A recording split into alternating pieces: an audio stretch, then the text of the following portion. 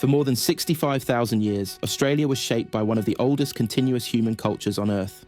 For most of human history, this vast continent developed in near isolation, untouched by empires, standing armies, or global trade networks.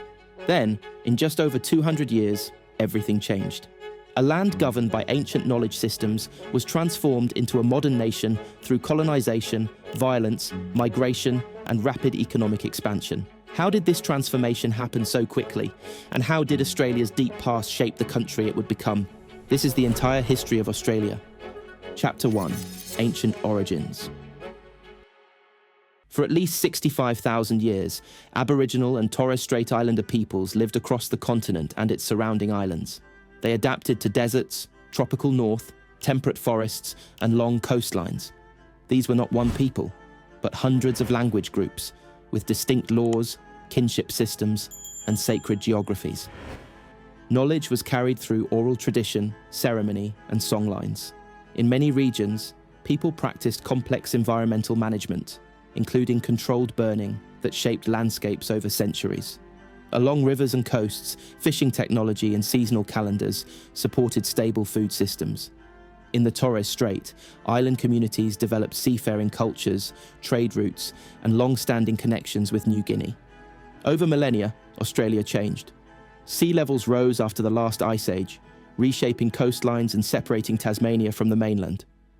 Environments shifted, and communities adapted again and again. The central fact remained simple. When Europeans arrived, they did not find an empty land.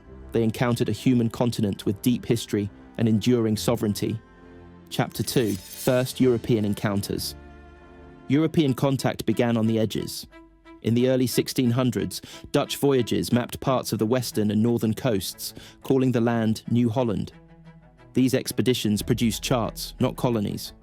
The coastline looked harsh, trade prospects uncertain, and the Dutch focus remained on the rich roots of the East Indies. British interest grew later. In 1770, James Cook charted the East Coast and claimed it for Britain. Within a generation, Britain faced a practical crisis. Its prisons were crowded, transportation to North America had ended, and strategic competition with France pushed London to secure new bases. In 1788, the first fleet arrived at Sydney Cove to establish a penal colony. The settlement struggled for food, labour, and local knowledge. Isolation made failure a real possibility, but the greatest cost was borne by indigenous communities.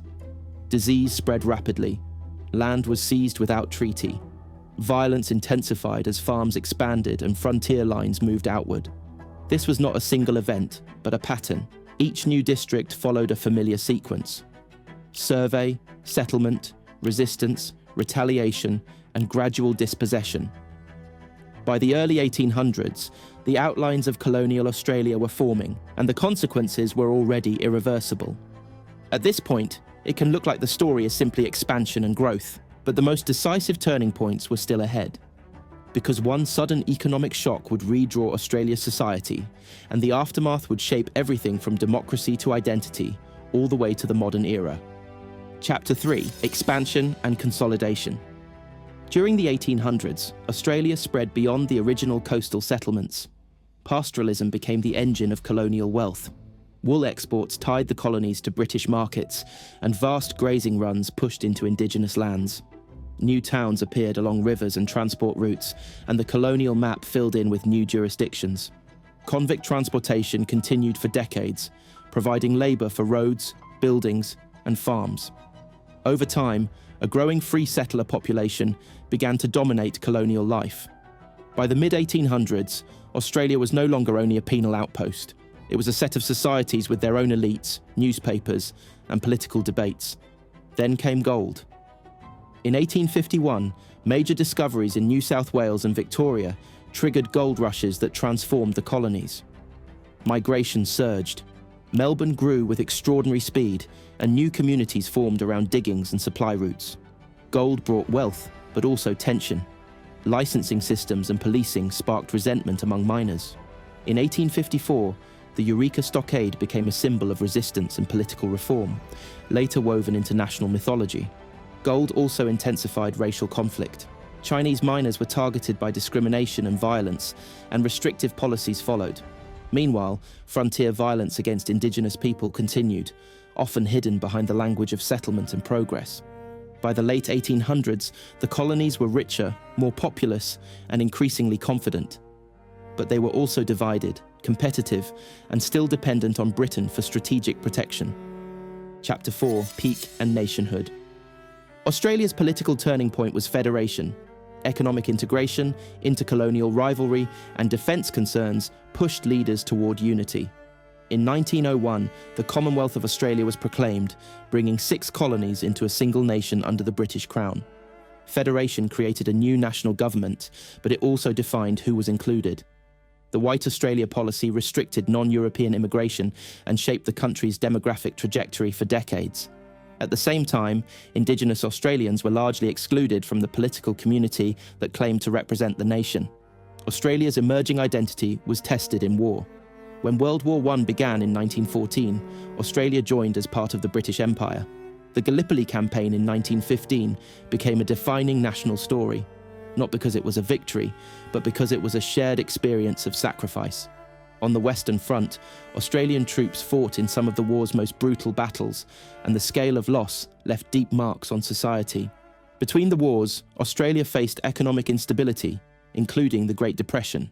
Yet the institutions of democracy and organised labour strengthened. The nation was learning to govern itself, even as it remained tied to British power and global markets. Chapter 5: Crisis and Change. World War II forced Australia to confront its vulnerability. In 1942, the fall of Singapore shattered confidence in British defence promises. Japanese forces advanced through the Pacific, and Australia faced direct threat. The bombing of Darwin, the battles in New Guinea, and the campaign along the Kokoda Track brought war close to home. Strategically, this period accelerated Australia's shift toward the United States. The alliance became central to security policy and remained so after 1945. Domestically, the war expanded the state, transformed industry, and reshaped society. After the war, Australia pursued ambitious immigration programs. Millions arrived from Europe, later joined by migrants from Asia and the Middle East. Cities expanded, manufacturing grew, and a modern welfare state developed. Over time, the old racial framework began to fracture. The White Australia policy was gradually dismantled, and by the early 1970s it was formally ended. Multiculturalism became a defining national idea, though not without political backlash and ongoing debate. Meanwhile, Indigenous activism grew stronger. In 1967, a referendum supported changes that allowed the federal government to make laws for Aboriginal people and enabled Indigenous Australians to be counted in the census. It was not a full solution, but it marked a shift in national conscience.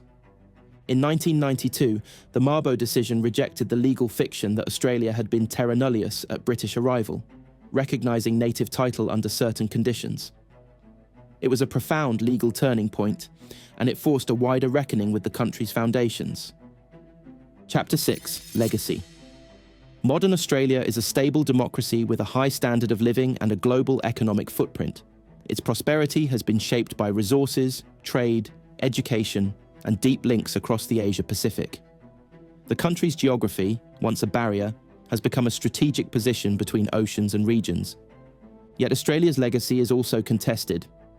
Debates continue over constitutional recognition, treaty processes in different states, and how to address the long-term impacts of dispossession and the stolen generations.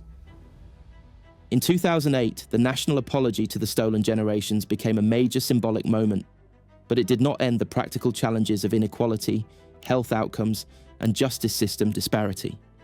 Australia's identity has been shaped by multiple layers. Ancient cultures that endured for tens of thousands of years. A British colonial project built through convict labour and frontier expansion. A nation forged in war and redefined by migration. And a modern society still negotiating the meaning of sovereignty, belonging, and history.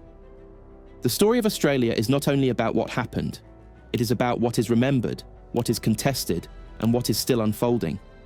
Australia's history shows how deep time and modern transformation can exist in the same national story. A continent shaped over 65,000 years can be remade in 200, yet still carry the echoes of what came before.